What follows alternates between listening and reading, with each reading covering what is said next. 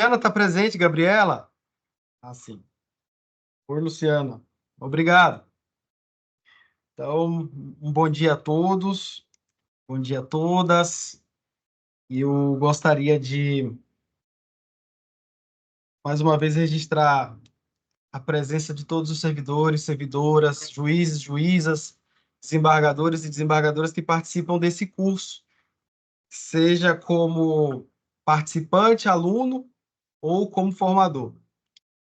Nós estamos aqui na nossa aula Gestão da Informação em Equipes Virtuais no Poder Judiciário, desafios para uma eficiente e segura primeira instância, né?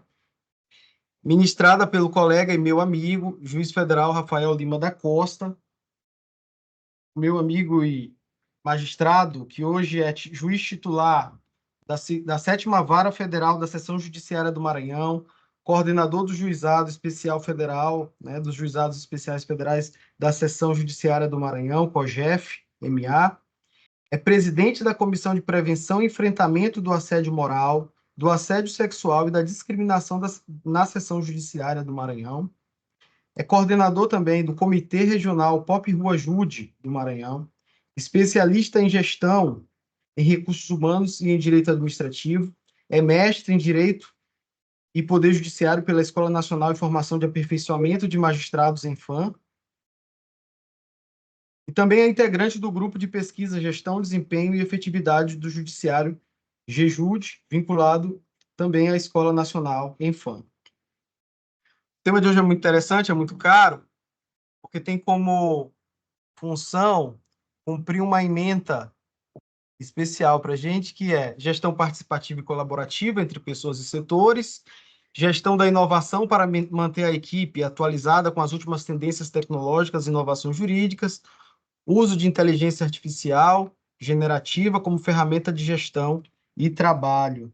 Bem, a gente entra agora no módulo que é de ambientação de equipes, que tem tudo a ver com a segunda ou a primeira linha, o pilar da gestão judicial 360 graus, que é a pessoa. A gente pode falar de conhecimento, de acervo, de processo, mas pessoa me parece ser, segundo a doutora Gilda Sigmaringa Seixas, o ponto de partida, o fundamento primeiro, né, de toda a gestão judicial. No grupo de juízes federais, recentemente, que a gente tem no WhatsApp, o colega Dimes Braga recentemente destacou duas menções a um curso de gestão judicial de alta performance que está sendo realizado a nível de especialização na Infam. E os dois atributos ou aspectos que ele mencionou no grupo foram muito interessantes, como, por exemplo, o impacto do estresse da atividade laboral na saúde, qualidade e produtividade do trabalho, adoecimento da equipe devido a cobranças e produtividades e metas intangíveis, às vezes a falta de reconhecimento, a falta de valorização, a falta de espaço para tomar decisões ou, de alguma forma, se sentir um líder também no âmbito da equipe. Então, isso tem gerado, em algumas ocasiões, metas não cumpridas, mas, além de tudo, especialmente, o estresse, né? Com as comissões de enfrentamento, né, de combate e enfrentamento ao assédio, no âmbito das sessões judiciárias, e aqui eu destaco o trabalho do colega Rafael, no âmbito da seção judiciária do Maranhão, tem havido atividades planejadas em sessões e subseções para a prevenção ao assédio e discriminação, destinadas a servidores, magistrados, terceirizados, com a presença do próprio Rafael Lima da Costa, que tem vindo às subseções judiciárias para trabalhar e conversar conosco. Ele estará aqui no dia 3 de abril, salvo engano, para conversar com a Imperatriz, em seguida segue a Balsas. Isso tem acontecido em todas as subseções e não só na seção judiciária do Maranhão. A ideia é justamente avaliar o trabalho em equipe, repensar também a valorização, a motivação, o bem-estar do trabalhador. Como que nós estamos lidando com as nossas pessoas? Elas estão sendo devidamente reconhecidas? Há uma ideia, no âmbito da gestão judicial 360 graus, de uma avaliação por múltiplas fontes e aperfeiçoamento nas competências, como, por exemplo, é perfeitamente possível que nós, magistrados, no âmbito dessas atividades de enfrentamento, combate ao assédio, sejamos analisados com feedbacks dos próprios subordinados.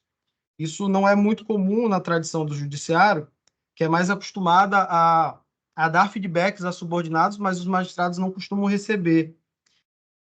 Será que não chegaria o momento de nós termos também um feedback holístico que leve em conta todas as pontas da gestão e valorizando, em especial, os servidores terceirizados, colaboradores que trabalham conosco?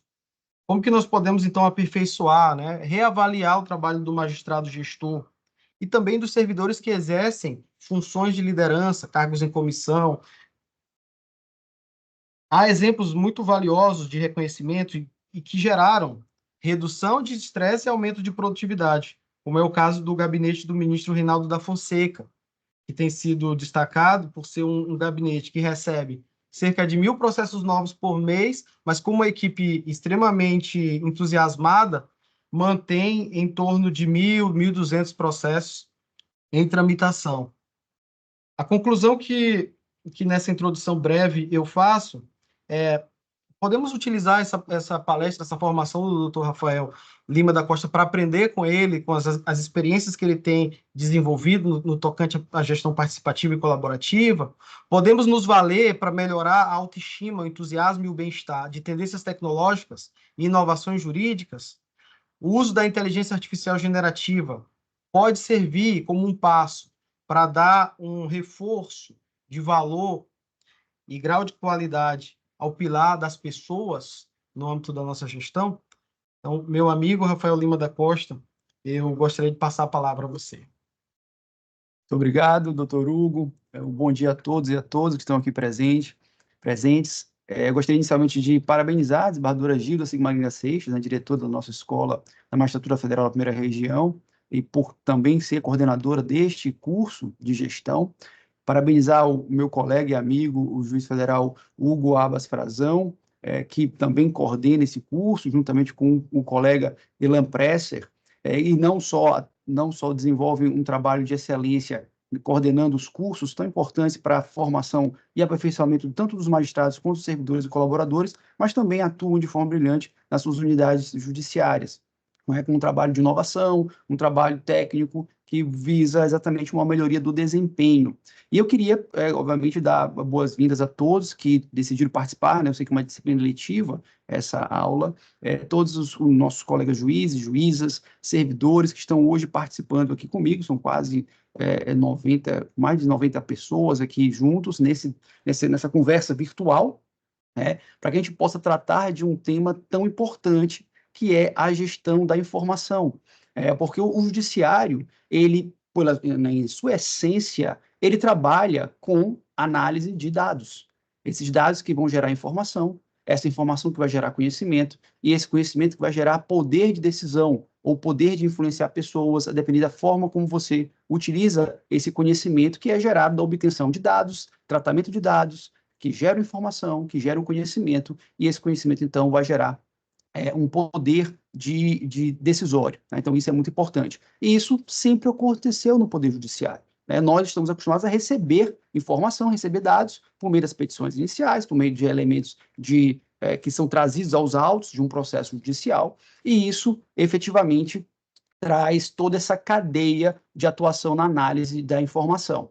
Isso acaba se tornando mais complexo quando nós passamos a tratar de uma era digital, em que esse volume de dados ele se amplia de forma exponencial. Tá? Então, eu queria, obviamente, já desde o início deixar claro que isso é uma conversa, né? Então, nós vamos tentar dialogar. Então, já me informaram que os canais de comunicação estão abertos, tanto com relação a uma comunicação direta, por meio de levantar a mão, só para nos organizarmos, para se manifestar diretamente todos que estão participando, seja pelo chat, nós também estaremos acompanhando aqui, vou acompanhar aqui pelo chat, e também, obviamente, se ao final quiserem fazer alguma pergunta por escrito, já me coloco à disposição, seja nesse momento ou posteriormente, para que a gente possa trocar algumas ideias, tá? Eu vou, inicialmente, pedir licença para compartilhar a tela, só para tornar um pouco mais dinâmica a nossa apresentação, e peço só que me confirme se a tela está compartilhada, tá? Por favor. Já esteja, né? Positivo. Pronto, obrigado. Então, esse tema, que é realmente muito relevante e atual, que é a gestão da informação em equipes virtuais no Poder Judiciário, então, realmente são desafios para uma comunicação eficiente e segura, ele está justamente vinculado a esse contexto do judiciário, e como eu falei, ele houve um acréscimo de complexidade e até mesmo de importância nesse contexto de modernização do judiciário, principalmente após a emenda constitucional número 45 de 2004, com a criação do Conselho Nacional de Justiça, que ele acarretou um processo de trazer para o judiciário um processo de governança diferenciada por meio de um modelo gerencialista, que é muito advindo até mesmo da iniciativa privada. Esse modelo gerencialista, ainda que implícito, ele traz o estabelecimento de algumas metas a serem atingidas, ele traz uma tentativa de profissionalização da atividade do judiciário. E aí eu digo que não é só uma profissionalização da atividade fim, ou seja, não é só uma profissionalização da atividade judicante em si, que é a atividade fim do Poder Judiciário,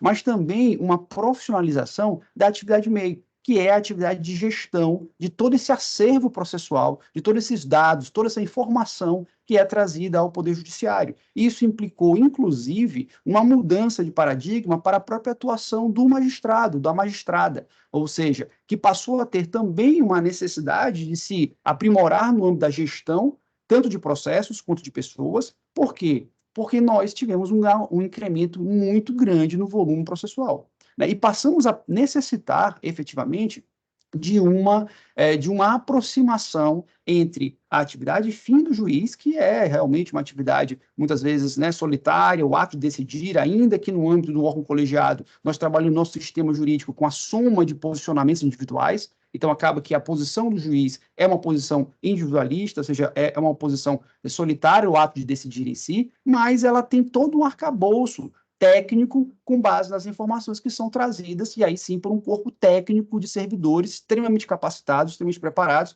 que vão dar esse auxílio.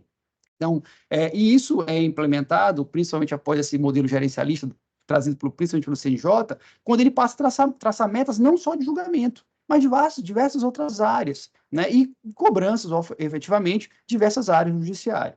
E isso se torna ainda mais relevante com a virtualização do Poder Judiciário, principalmente com esse eixo da Justiça 4.0, que criou diversas ferramentas e diversos canais que aproximam o judiciário da sociedade, mas que também fazem, né, com que nós todos precisemos nos capacitar ainda mais, né, e aprender a lidar com essas diversas ferramentas que são novas e que vão gerar um volume de dados, de informação cada vez maiores, né? Nós temos o processo judicial eletrônico, já introduzido há certo tempo, já consolidado no nosso país. Praticamente todos os processos no judiciário brasileiro tramitam por meio eletrônico, seja pelo PJS, seja pelo EPROC, mas tramitam de maneira virtualizada.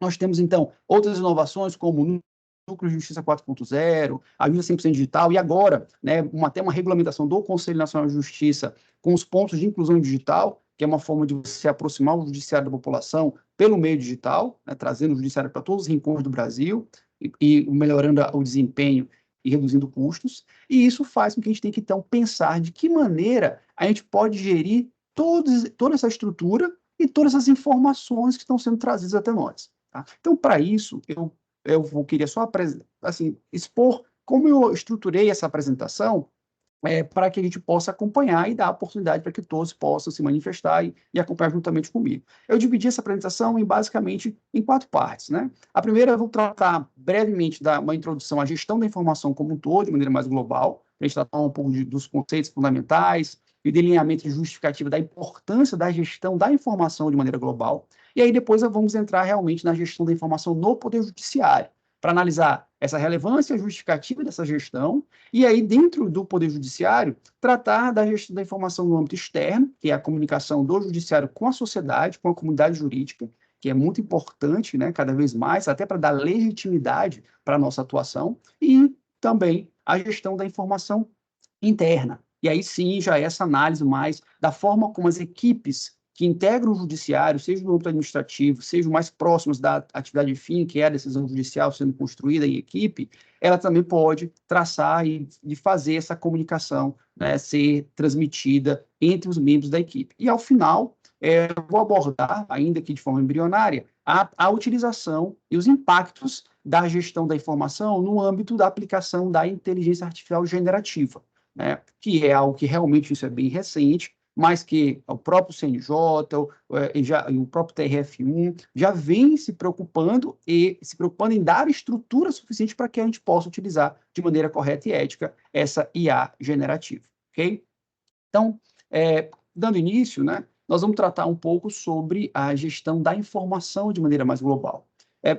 A gestão da informação, ela se trata de um procedimento sistemático em que vai haver um tratamento da obtenção dessa informação, no processamento dessa informação e até mesmo no compartilhamento dessa informação para que ela seja utilizada da melhor maneira possível para fundamentar, seja decisões em caráter estratégico ou operacionais, ou mesmo a manutenção dessa informação a longo prazo. Então, nós tratamos, quando se fala de gestão da informação, do ciclo da vida da informação, certo? O ciclo da vida da informação. Esse ciclo da vida da informação ele pode começar pela criação da informação em si, né? Você pode tratar da obtenção dessa informação, seja um dado primário, que é quando o investigador vai buscar a informação diretamente da fonte, como se trata de uma entrevista, por exemplo, uma pesquisa científica, que você faz uma entrevista, você está obtendo um dado primário. Ou um dado secundário, quando você parte de uma pesquisa que já foi previamente realizada. Então, se consulta dados estatísticos do IBGE, se consulta dados estatísticos do IPEA. Alguns dados estatísticos já foram objeto de pesquisa, e aí, a partir desse momento, você obtém esses dados. Esses dados, quando eles são tratados, eles são organizados, eles são catalogados, eles passam a gerar e virar uma informação. E essa informação, quando ela é embasada por meio de colocado junto com atos normativos, ou ela é trazida juntamente com base teórica, ela vai virar um conhecimento. E esse conhecimento é que vai permitir que decisões sejam tomadas, sejam decisões estratégicas, sejam decisões operacionais, ou mesmo a capacidade de influenciar pessoas, né? Então, obviamente, quando se trata, por exemplo, no âmbito privado, né, de empresas que obtêm esses dados para tratar esses dados efetivamente e utilizá-los nas suas finalidades.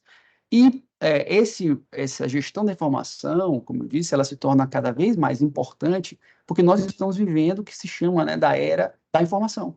Essa era da informação que ela é principalmente ampliada em razão da tecnologia da informação e conhecimento, ou seja, da rede mundial de computadores, da internet. Aqui mesmo nós estamos juntos aqui virtualmente. Eu estou em São Luís do Maranhão. Nós temos mais de 117 pessoas presentes virtualmente. Nós estamos nos comunicando, trocando informação por meio da rede mundial de computadores. E essa Big Data, ou seja, essa grande rede de informações que é compartilhada, ela é utilizada de todas as formas possíveis, né? E nós sabemos principalmente que hoje as grandes empresas, como Amazon, Google, Meta, só para exemplificar, elas têm na coleta de tratamento da informação, ou seja, na gestão da informação, uma das suas principais elementos e fontes de renda, né? Ou seja, até se brinca que, por exemplo, quando você usa um serviço gratuito do Google, por exemplo, um Gmail, quando você utiliza esse serviço público, gratuito, você, na verdade, sabe que o produto é você.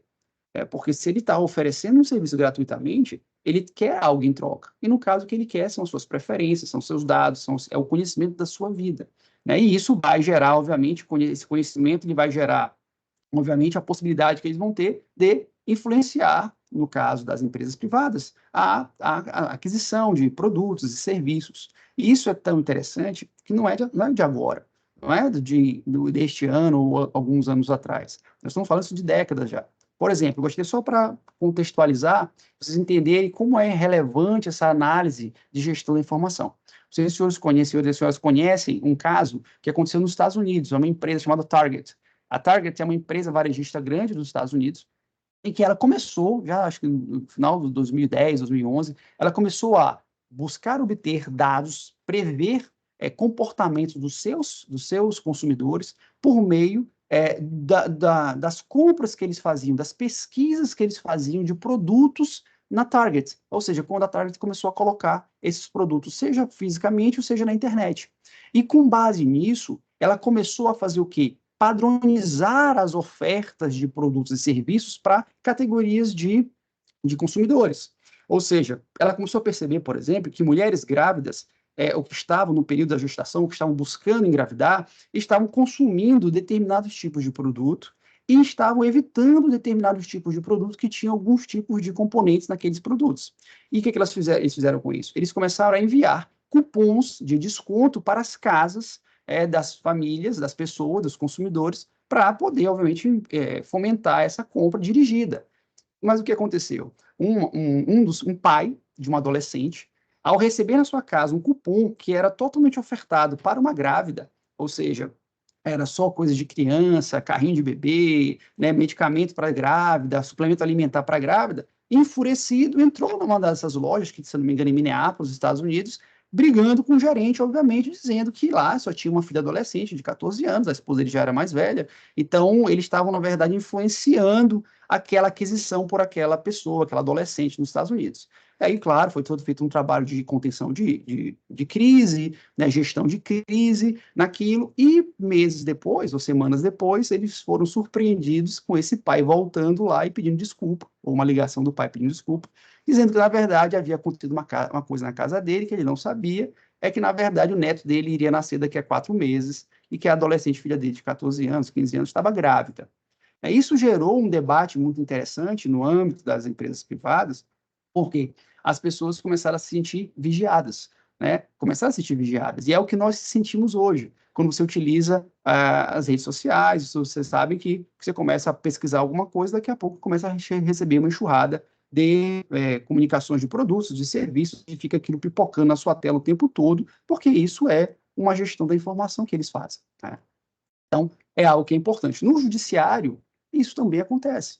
E é por isso que nós estamos juntos aqui conversando, para poder analisar qual é a relevância dessa discussão da gestão da informação dentro do Poder Judiciário. Porque o Judiciário, nós estamos tratando com dados sigilosos, dados sensíveis, dados relevantes à sociedade, do indivíduo, né? Tratamos com matéria criminal, com matéria de execução fiscal, matéria tributária, família, não em outros ramos do judiciário, e tudo isso tem que ser feito de uma maneira muito eficiente, tá, para gerar uma transparência para a sociedade, e por isso que é um ponto importante. A gestão da informação, ela vai servir, então, como uma chave para essa agilidade processual, vai permitir que você, após fazer esse devido tratamento da informação, você consiga até se comunicar clara e seguramente com a sociedade. Mas, para isso, você vai ter que ter o quê? Uma estratégia para essa gestão da informação, para que haja uma otimização interna. O judiciário precisa, efetivamente, criar métodos e um procedimento de gestão da informação interna que permita ele realmente obter esses dados, catalogar esses dados, tratar esses dados, compartilhar internamente os dados que devem ser compartilhados, para depois dar a transparência que a sociedade precisa, trazendo de volta a decisão judicial, que é a principal finalidade após o tratamento de um dado, que vira uma informação, que vira um conhecimento, e você vai ter o poder de decisão com base nesse aspecto, né, técnico recebido, para poder compartilhar com a sociedade. E aí, para isso, nós temos que tratar, como nós estamos tratando numa era da informação, numa era virtual, nós temos que utilizar, sim, as ferramentas tecnológicas avançadas e políticas de dados para poder enfrentar toda essa dificuldade que nós estamos tendo, principalmente em razão do volume de dados e informações que nós estamos recebendo atualmente no judiciário. Nós sabemos que, atualmente, nós temos aproximadamente 80 milhões de processos judiciais aguardando uma decisão judicial do primeiro grau. Isso só estamos tratando de processos judiciais. Mas nós sabemos muito bem que hoje o judiciário não trata só de processo judicial. Tem o processo judicial, processo administrativo, interno, né, das unidades, processos internos tecnológicos, porque todo dia nós estamos aqui compartilhando informações do âmbito tecnológico, então isso gera toda uma complexidade de gestão da informação que está interligada. Okay? E isso está diretamente ligado com alguns aspectos de governança judicial. Eu não vou entrar muito na governança e conceito de governança, porque eu sei que já foi apresentado isso numa aula anterior para a professora Maria Carolina, se não estou enganado, que ela entrou num conceito de gestão, ela entrou num conceito de governança, e por isso já vou pedir licença para a gente poder avançar diretamente para discutir a gestão da informação, de que maneira essa gestão da informação ela vai ela repercute na governança e desses construtos da governança judicial. Aí eu vou adotar aqui o modelo teórico-metodológico do professor Tomás Aquino Guimarães, que é um professor da UNB, né, que ele trata como um desses construtos a accountability, que é essa, tentando de forma bem singela explicar o que é accountability, é o dever de prestar contas, né? É o dever que, no caso, nós somos servidores públicos e agentes públicos, nós temos que prestar contas das nossas atividades, e para isso nós precisamos de um processo interno de organização das ideias, de organização dos trabalhos, para que a gente possa efetivamente prestar essas contas da nossa atuação de maneira transparente, né, de maneira transparente, e essa transparência, ela perpassa necessariamente por uma construção desses processos internos de trabalho, para que a gente possa buscar efetivamente uma melhoria do desempenho judicial. São 3 construtos aqui da governança judicial que são trabalhados pelo professor Tomás Aquino Guimarães e que realmente estão totalmente ligados com essa ideia da gestão da informação e principalmente a gestão da informação na era digital.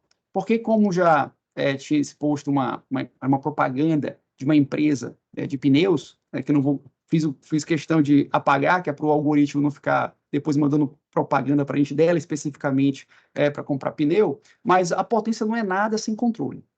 De nada adianta você canalizar esforços para uma atividade específica sem que você tenha exatamente noção do que você está fazendo, né? Noção efetiva da sua atuação. Então, por isso que a gente precisa controlar todos os processos internos dessa gestão dessa informação no judiciário. Então, agora a gente vai tratar já especificamente sobre a gestão da informação no Poder Judiciário. E aí eu quero dividir em 2 partes, tá? Que seria a gestão externa da informação, que é efetivamente esse trabalho de gestão da informação do Poder Judiciário para a sociedade, e depois da gestão interna da informação. Com relação à gestão externa da informação, nós vamos trabalhar com a necessidade de organização desse nossa informação de maneira que ele possa ser levada para o público externo. Tá? Para isso, nós precisamos gerar uma forma de transparência e acesso a essa informação. E isso já é feito. Né? Portais da transparência são organizados buscando dar informação de vários aspectos, tanto jurisdicional quanto administrativo. O sistema de consulta para acesso público a essas informações nós já estamos desenvolvendo e já temos bem consolidados no judiciário. Então, o nosso TRF1 tem o seu site, lá tem diversas informações processuais, consultas a processos, né, consultas a aspectos até mesmo da gestão administrativa do judiciário, informações sobre até mesmo a atividade dos juízes, né, até remuneração. Então, tudo consta lá, é uma forma transparente de você prestar esse tipo de informação, respeitando sempre a privacidade, que é um dos alicerces da gestão da informação, tá? Principalmente agora com a LGPD, né, que consolida essa obrigatoriedade de você respeitar a privacidade. Mas o que o judiciário precisa fazer, ainda cada vez mais, é a comunicação com a comunidade. Ou seja, além de estar lá os dados abertos, você precisa também se comunicar diretamente com a comunidade, quando essa comunidade precisa daquela informação. Então, você ter canais diretos de informação para a comunidade jurídica, ela também se torna importante. E aí nós temos, né, buscar essa aproximação. Então, um site do Tribunal Regional Federal Primeira Região, que traz diversas informações. A comunicação que é feita pela assessoria de comunicação, né, que traz ali a organização das informações, isso é um elemento que está dentro da gestão da informação e está dentro de uma correta e boa governança judicial. E aí nós temos também a necessidade, para saber se nós estamos indo no caminho certo, é o feedback e participação. E é isso, talvez o judiciário tenha que tentar desenvolver mais ferramentas para ouvir a comunidade jurídica, os advogados, os jurisdicionados, todos aqueles que realmente estão diretamente atuando no judiciário, ou mesmo colaboradores, né, empresas contratadas que prestam serviço ao judiciário, que constroem para o judiciário, que fornecem produtos e serviços para o judiciário. Esse feedback, ele é muito importante. Então, ele serve como uma devida gestão da informação, porque você vai poder alinhar processos internos de gestão da informação quando você tem essa participação externa. Então, acrescentando aqui, né, ou seja, exatamente esses 3 aspectos da gestão externa da informação, e eu gostaria de apresentar como foi que nós fizemos aqui, na nossa unidade, para tentar melhorar essa gestão externa da informação com a nossa comunidade jurídica, para que a gente pudesse efetivamente canalizar os esforços, né, para a melhoria do desempenho judicial. Tá? porque, já fazendo referência aqui ao professor Peter Drucker, né, da administração, que não existe nada mais inútil do que você melhorar a eficiência de algo que nem precisa ser feito. Então, o que a gente tem que fazer inicialmente, o que nós tentamos fazer inicialmente, é buscar um diagnóstico. O diagnóstico inicial. Então, nesse diagnóstico inicial, a gente tentou fazer um inventário das informações que nós tínhamos. Então, que tipo de informação o Poder Judiciário possui? Ou seja, informações relacionadas a processos judiciais, tramitação de processos judiciais, quantidade de servidores que nós temos, o que cada servidor faz, né, de que maneira a gente tem esses dados em mão. Depois, nós precisamos identificar as demandas de informação da comunidade jurídica. Ou seja, o que a comunidade jurídica está querendo saber e que eu não estou conseguindo fornecer ainda essa informação. Então, e depois, nós passamos a tratar diretrizes para o compartilhamento dessa informação. Que tipo de informação eu posso realmente conceder? Que tipo de informação, ou por ser sigilosa, ou por fazer parte de um processo interno, né, de tratamento desses dados, tratamento dessa informação, eu não posso compartilhar. Então, nós fizemos um levantamento na nossa unidade.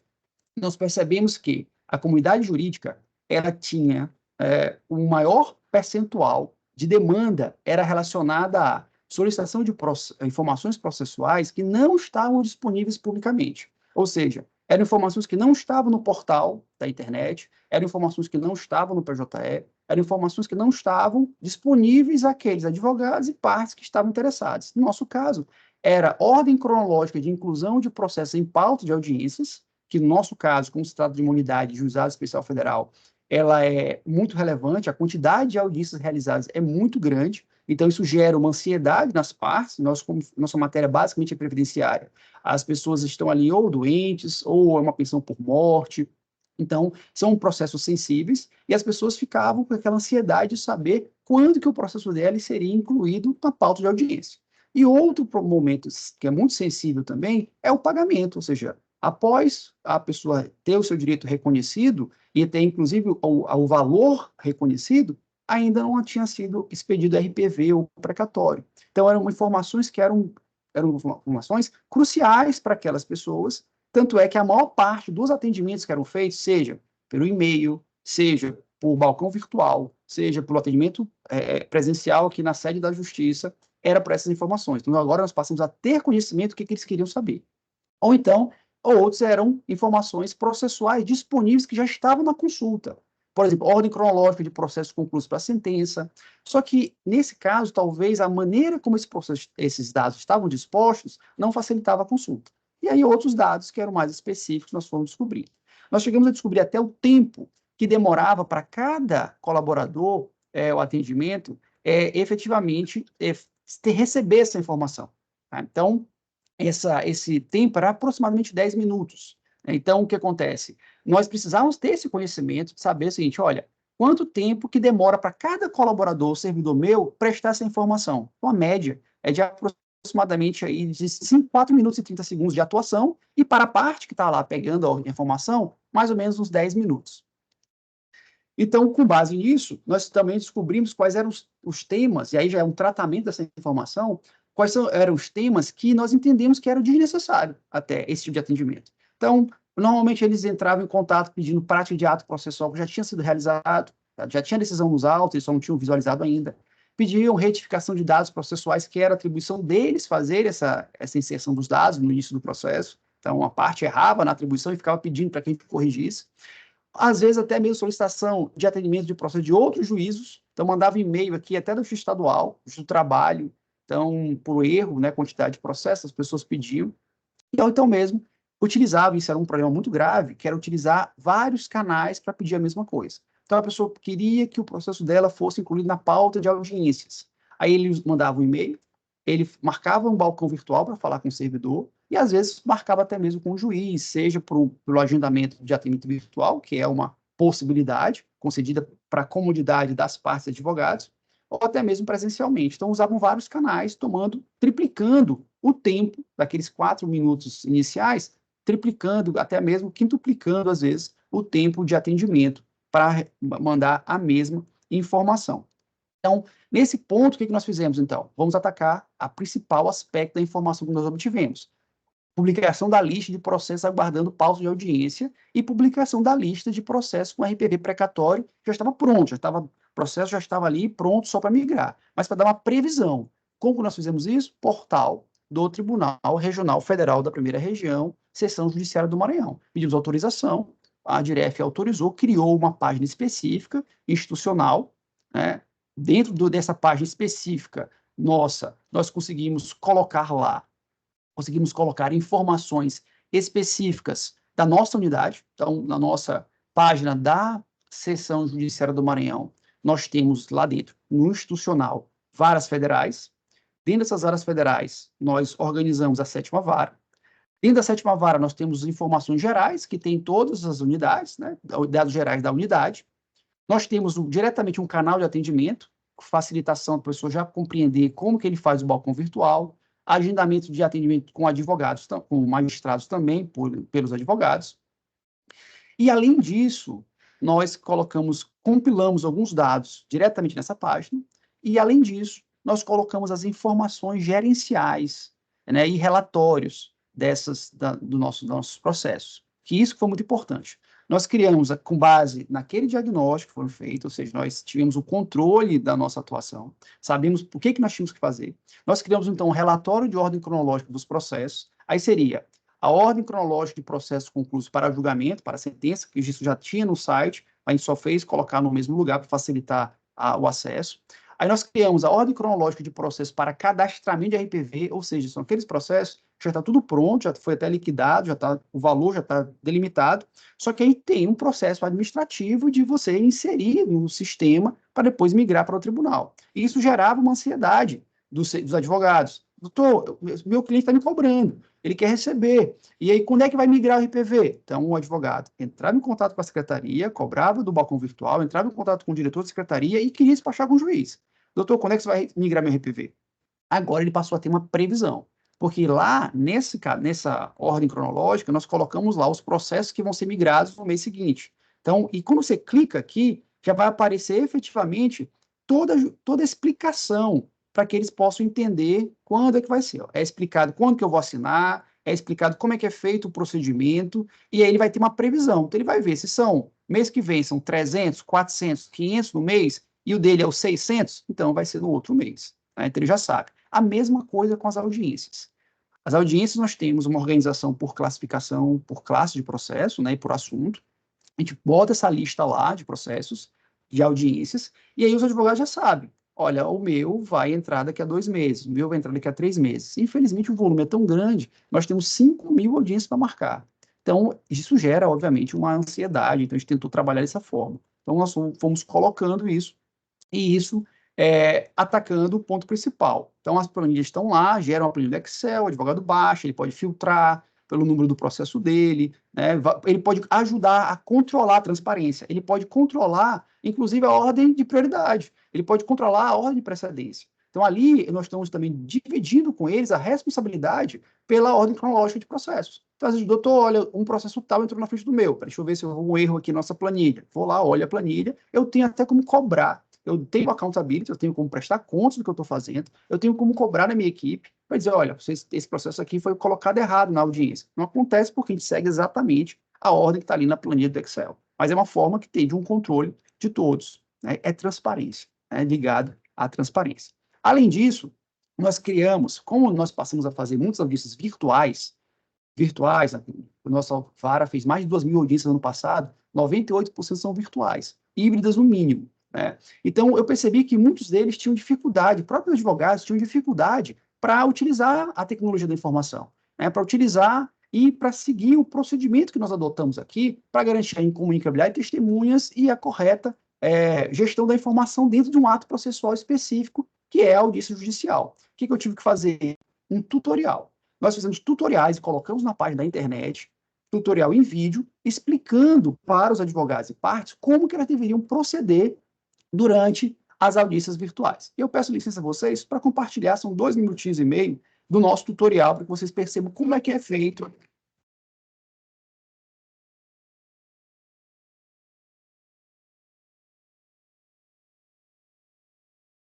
E se vocês quiserem experienciar, né, o que os usuários experienciam, ou seja, experimentam quando eles escaneiam o despacho, quiserem colocar no celular aqui, vocês vão ver que se vocês baterem uma fotografia, né, ou escanearem esse QR Code aqui, vocês vão ter exatamente o que o advogado e a parte, quando ele vê esse QR Code lá no despacho, porque esse QR Code está no despacho, ele vai para o celular, ele vai poder acompanhar no celular essa informação sobre como ele vai participar da audiência virtual.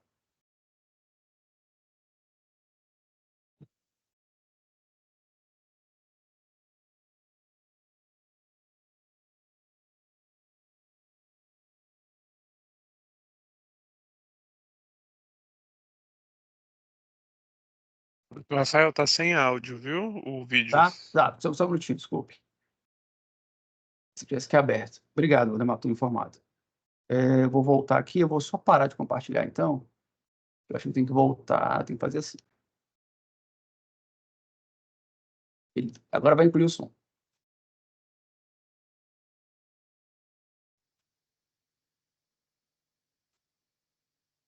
São em audiências telepresenciais.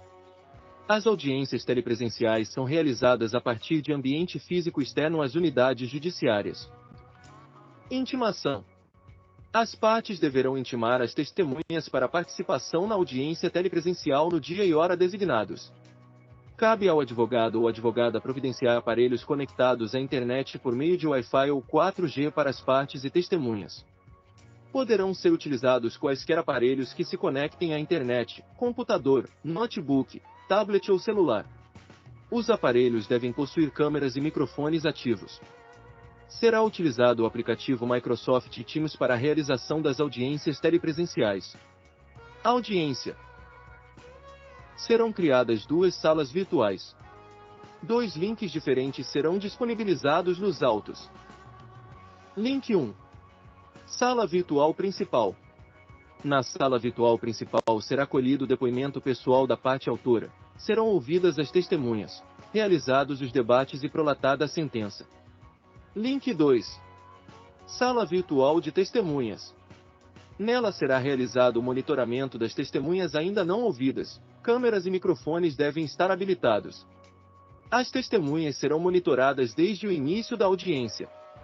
Os links para acesso às salas virtuais constarão do despacho que a designar ou serão inseridos posteriormente nos autos. Os links de acesso às audiências também podem ser encontrados na plataforma de atendimento virtual da 7ª Vara no WhatsApp. Para isso, digite 3 ou escreva audiência. Ou apenas trocar o link para ingressar na sala virtual principal. O acesso poderá ser realizado pelo computador, notebook ou celular e tablet. Estar desabilitados para não prejudicar a audiência já em curso. Identifique o convidado da seguinte forma: primeiro nome da parte autora, o advogado, testemunha e mais o número do processo. Para a solução de eventuais intercorrências que dificultem a realização das audiências virtuais, é possível enviar mensagem para o WhatsApp do número 98 91 81 64 46. A 7ª Vara Federal agradece a sua atenção. Conte sempre conosco. Então, só para exemplificar, uma maneira que nós fizemos de gestão da informação, com base nos dados que nós tínhamos, nós organizamos isso e percebemos que tinha essa necessidade, e por isso nós passamos a comunicar também às partes sobre a audiência, a forma como a audiência era realizada, em razão da nossa realidade, que tinha muita audiência para ser feita. Mas aquela gestão inicial da comunicação direto, estão perguntando se o link da audiência é sempre o mesmo. Sim, é sempre o mesmo. Aí a gestão que a gente faz é internamente. E aí, com isso, só para voltar aqui, com isso eu passei a fazer as audiências virtuais sozinho. Então, o que antigamente tinha estagiário, servidor, não, quem faz a audiência sou eu, só eu que faço audiência.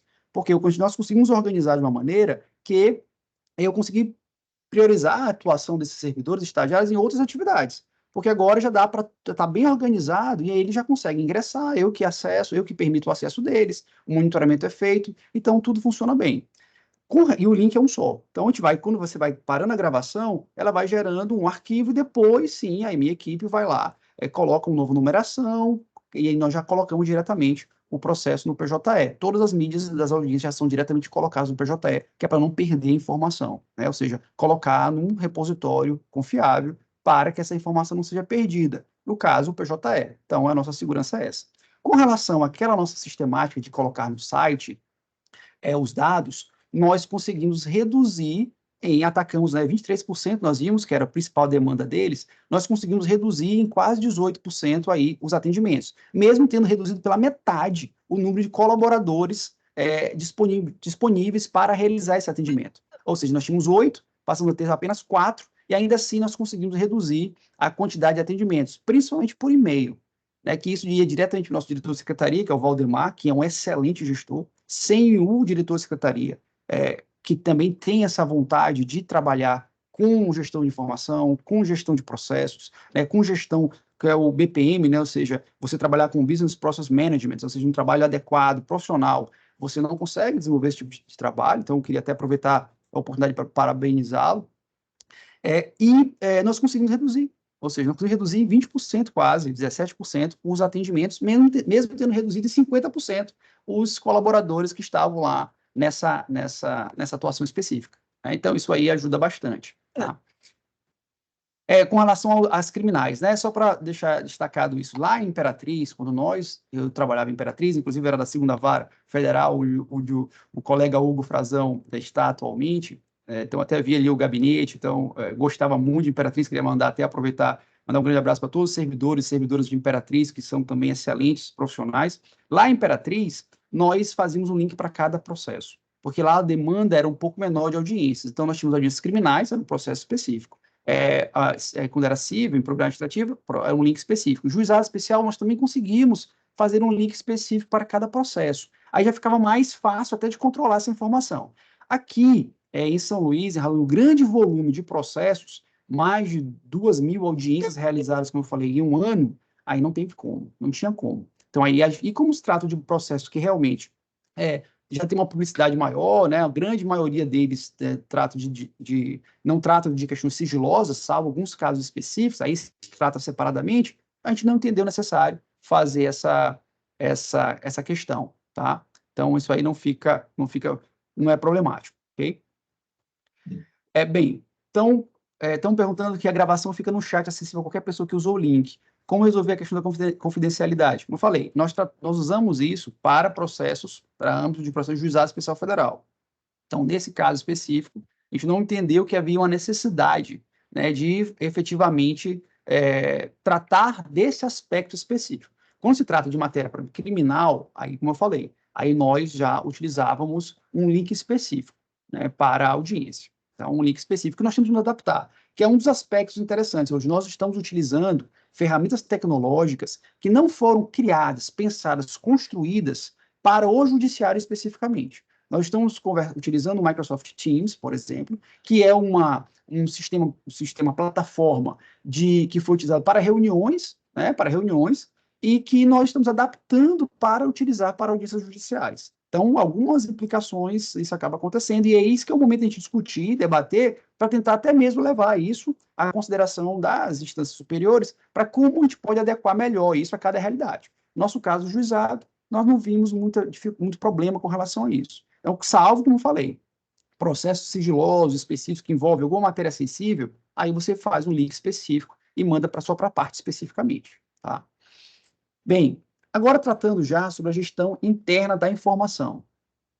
Já dentro das equipes, ou seja, dentro dos aspectos das equipes. Né? Então, até o Valdemar até colocou aqui, que de fato, só voltando um pouco, que com relação ao arquivo, esse arquivo ele é acessado só por quem tem a autorização. Né? Tanto é que, se eu não estou enganado, quando você cria dentro de um canal específico, o Valdemar pode até confirmar comigo, quando você cria dentro de um canal específico as audiências, não tem chat. Não tem chat. Né? Você não tem acesso a chat. Você criou a audiência dentro do canal específico da sua equipe. No nosso caso, tem uma equipe que é a equipe de audiências do juiz titular, e tem lá um canal que é a equipe do juiz substituto, e ali dentro, quando você cria, você nem tem acesso a chat, tá? Nesse caso específico das audiências. Então, eu acho que isso aí já é uma forma também de garantir uma segurança maior às informações que estão ali. Bem, então, agora tratando já um pouco mais sobre a questão da gestão interna da informação. Gestão interna da informação. Primeiramente, Quando você vai trabalhar com equipes, e atualmente nós trabalhamos muito com equipes virtuais, né, ainda que de maneira híbrida, nós precisamos ter um canal específico para que esses dados possam ser compartilhados. Como eu falei, a informação ela é oriunda de uma obtenção de dados ou criação desses dados. Esses dados são trabalhados, tratados, catalogados, e isso gera uma informação, e essa informação ela passa a ser compartilhada, né? Então, esse compartilhamento, o ideal é que ele seja feito por um sistema que seja unificado para cada uma área de atuação. No caso do processo judicial, nós temos o sistema PJE, no caso do TRF1. Então, esse sistema PJE, aí sim, ele foi construído, desenvolvido e está em constante desenvolvimento para a transferência de dados, de comunicação de informação padronizada, com segurança, né, criptografada e tudo mais. Nós temos um sistema administrativo do tribunal também, que é o SEI. Então, toda a parte administrativa fica ali. Ali tem a segurança da informação. O acesso ele é controlado, o sistema é criptografado, então tudo isso aí gera uma segurança importante. E aí vem também a parte da capacitação dos servidores e juízes e juízas, e das servidoras. Por quê? Porque de nada adianta você ter um sistema seguro, você ter um sistema que tem um fluxo adequado de tramitação de informação, se você não tem um pessoal que saiba utilizar adequadamente esse sistema, e às vezes, por não saber utilizar adequadamente esse sistema, acaba utilizando outras ferramentas que estão mais digamos, que eles estão mais afeitos, têm uma maior proximidade, para poder facilitar a atuação. Eu vou tratar isso um pouquinho ali na frente. Por quê? Porque se você não usar adequadamente o sistema, você acaba gerando um risco. E esse risco é natural. Qualquer atividade humana gera risco. Nós temos que buscar controlar esse risco. Então, nós temos os riscos e desafios dessa comunicação digital no Poder Judiciário. O primeiro risco, e um dos mais importantes, os mais relevantes no Judiciário, é o risco de vazamento, né? E é claro que a conexão com a internet, ela vai ampliar esse risco de vazamento. Nós sabemos que nós já tínhamos sempre uma preocupação com vazamento de informação no Judiciário, sempre aconteceu. Então, sempre tivemos os processos sigilosos. Mas o que é interessante é que antigamente o processo sigiloso tinha na capa dele um adesivo bem grande, uma etiqueta sigiloso. Então, assim, é óbvio que isso é uma brincadeira. É claro que não é só aquela etiqueta de sigiloso que garantia o sigilo daquele processo, mas sim todos os processos internos de gestão da informação que faziam com que aquela etiqueta apenas identificasse para aquele servidor que estava incumbido da obrigação de garantir aquele sigilo daqueles autos, né, ele e os demais adotassem todos os protocolos necessários para que aquela informação não vazasse. Com a internet, nós ganhamos em segurança em alguns aspectos e perdemos em outros aspectos.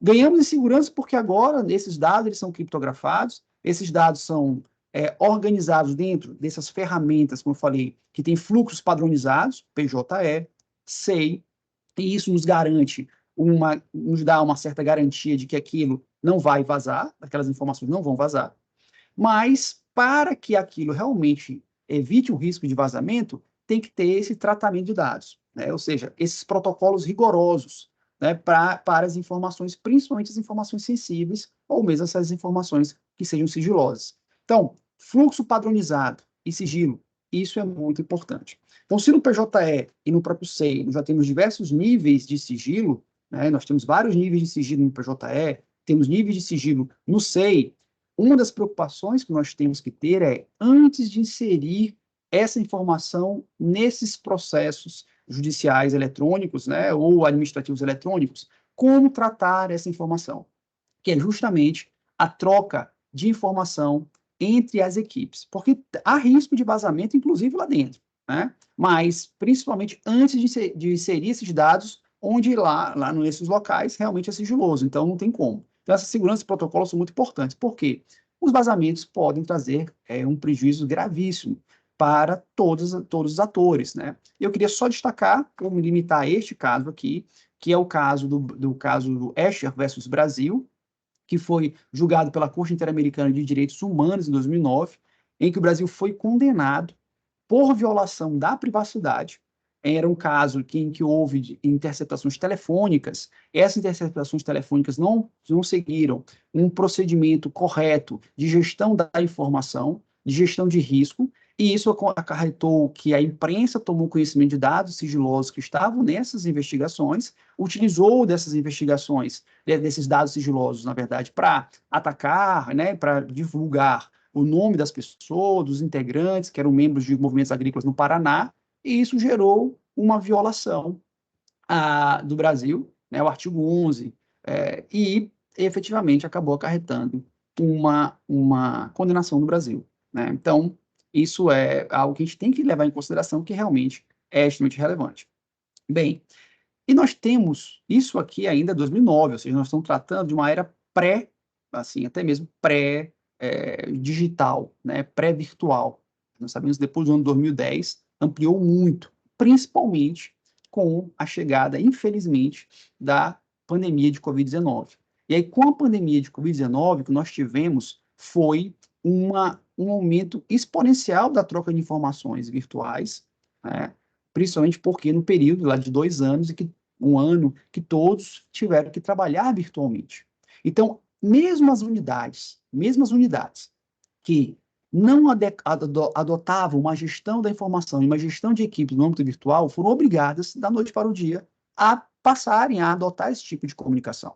Então, digamos que uma vara criminal, que era acostumada justamente por ser processos complexos, processos sigilosos, né, era acostumada a todo mundo se sentar, entrar num gabinete para poder trocar ideias, trocar informações, pegar dados, pegar informações para construir o ato decisório de maneira presencial, com toda aquela garantia de que aquilo ali não iria vazar aquela informação, teve que passar a tratar isso de maneira virtual, porque nem mesmo poderiam ficar próximos, né? Então, ficava o assessor na casa dele, o juiz na casa dele, o desembargador na casa dele, porque o delegado federal, o procurador da República, todos estavam em um regime de total isolamento social.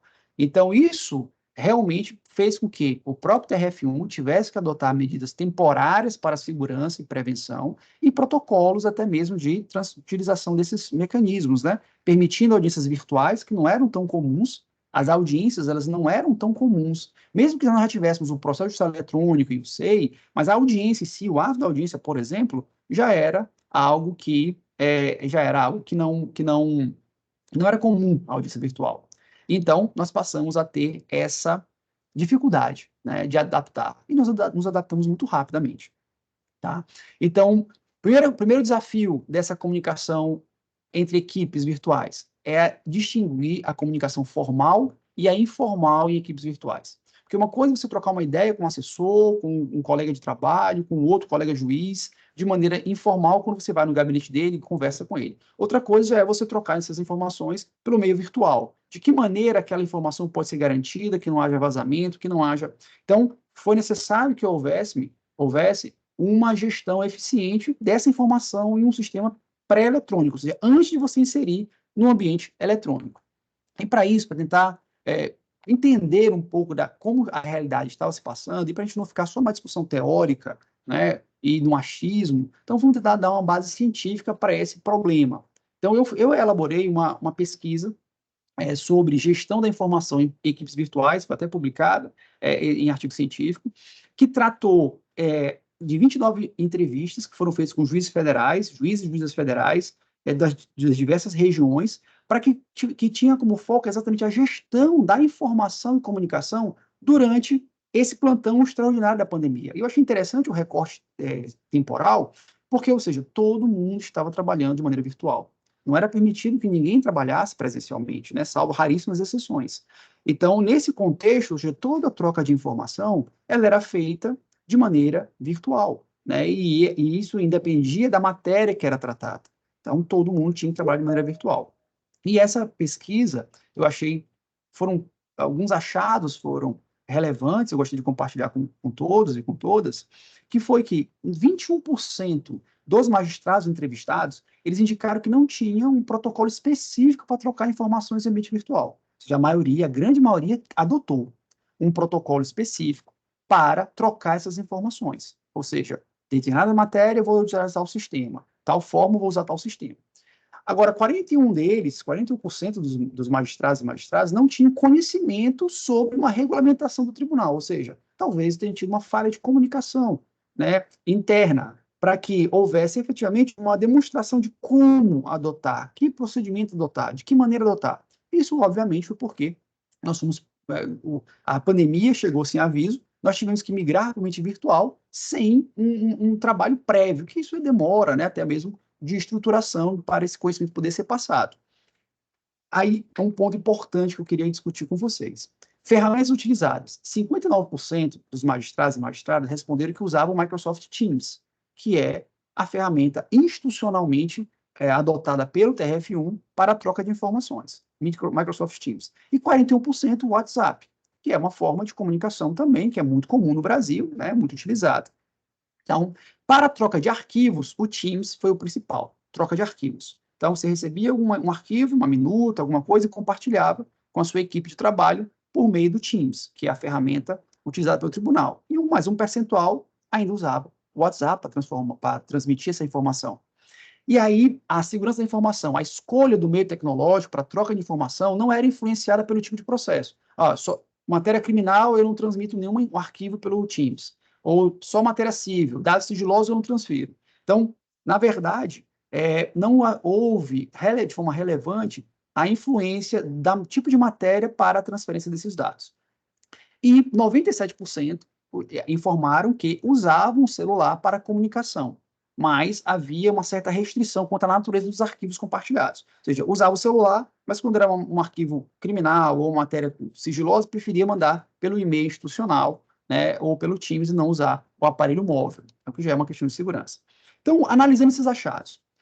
Analisando esses achados, podemos dizer que é necessário que haja uma integração dessa gestão de risco ao chamado Business Process Management, que é uma forma de estruturar internamente o controle de todas essas informações, esse tráfego de informações, certo? Então, você tem que efetivamente criar uma sistemática de como você vai compartilhar essas informações que você recebe. Buscando o quê?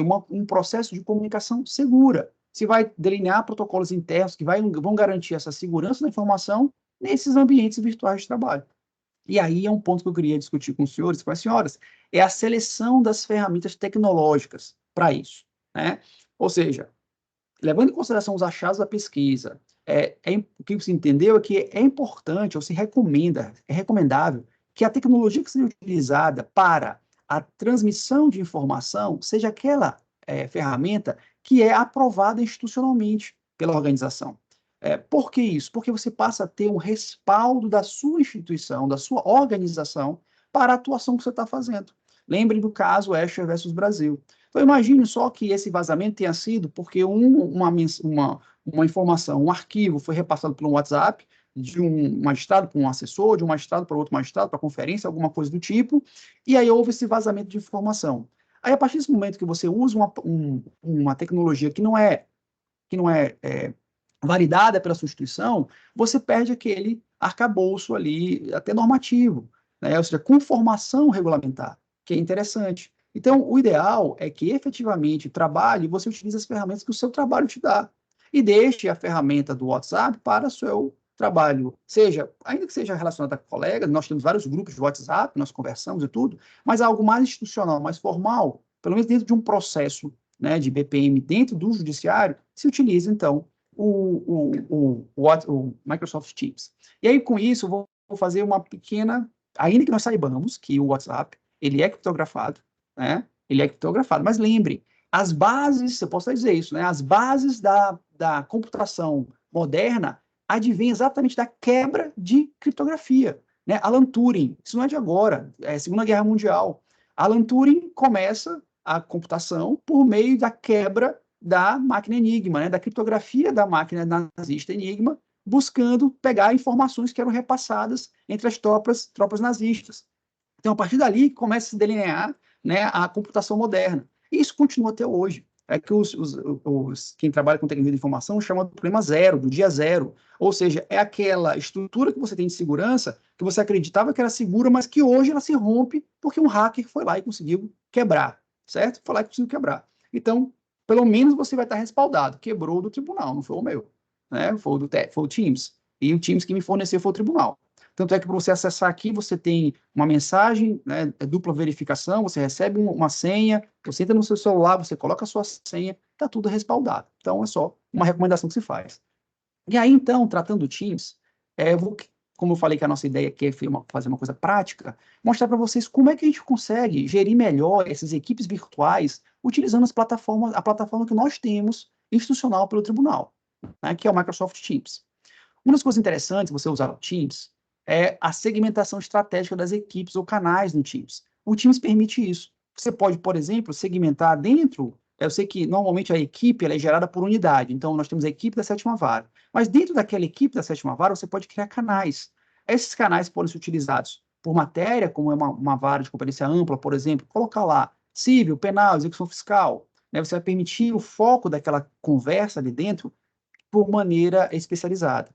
Ou então área de atuação, você bota lá secretaria, assessoria do gabinete, equipe de estagiários. Você pode canalizar, né, e especializar e dividir a atuação da informação, a gestão da informação dentro desses canais, ou seja, dessas equipes na sua unidade de atuação, certo? Então, isso aí é muito interessante.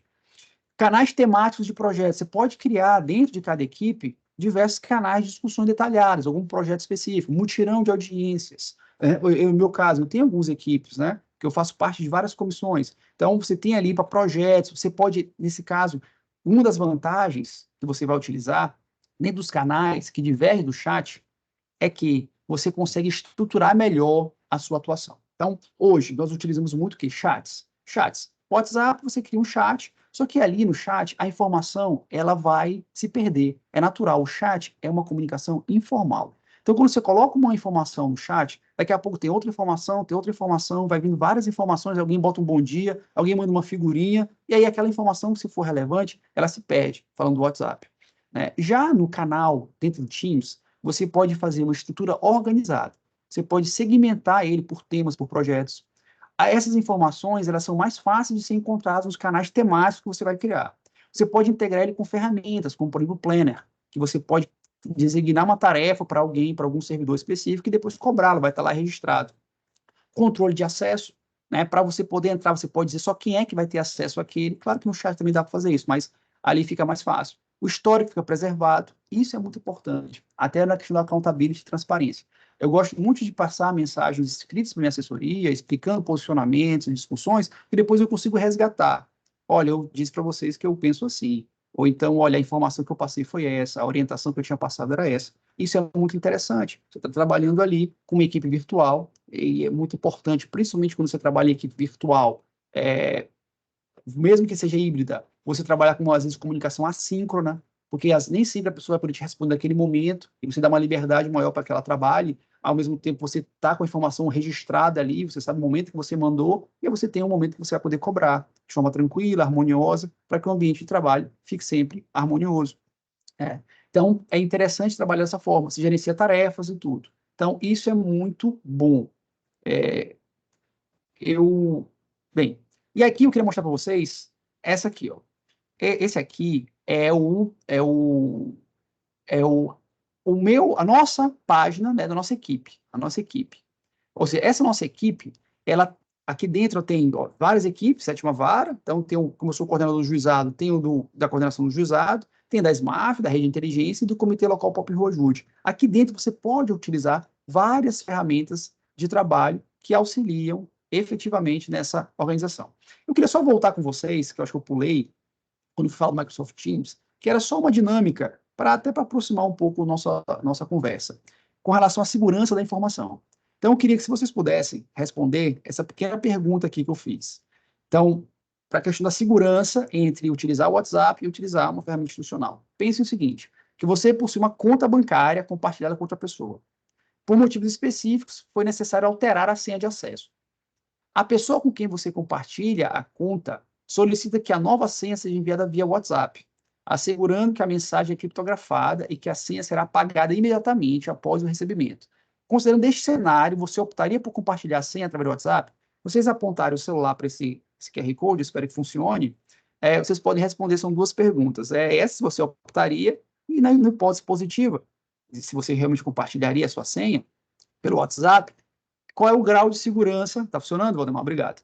Então, qual é o grau de segurança que você tem para compartilhar essa senha? Lembre que é um mundo ideal. A pessoa que você confia na pessoa. A pessoa 100% de sua confiança. E ela disse que vai apagar, isso então, parte de uma premissa verdadeira, ela vai apagar a senha, e partindo da premissa de que é criptografado. Ou seja, você é ponto a ponto, né? Criptografado no seu celular, criptografado no celular da pessoa. Eu quero saber quem é que vai compartilhar a senha do banco, tá, com essas pessoas, ok? Podem responder, por gentileza.